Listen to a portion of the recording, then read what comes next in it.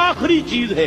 उसके बाद भी अगर आंख नहीं खुलती किसी इंसान की, तो मैं नहीं समझता कि वो अपने अपने गिर्द उसने जो ये फला तुज़क्कू अनफुसकुम, उसने जो अपने गिर्द तज़किया नफ्स का एक मसनूई हाला बना लिया है, कभी भी वो उस हाले से निकल सकेगा अगर इस हदीस से भी आंख न खुले।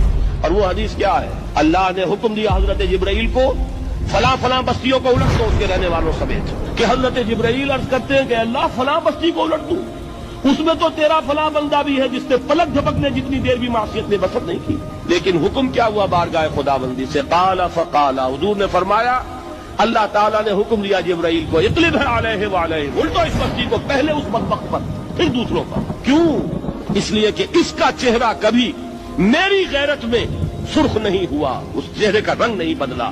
बेगैरत इंसान, बदियां फैलती रहीं, मेरे दीन को रौंदा जाता रहा, मेरी शरीयत की धजियां बिगड़ती रहीं, ये मैदान में नहीं आया, इसका खून नहीं खौला कभी।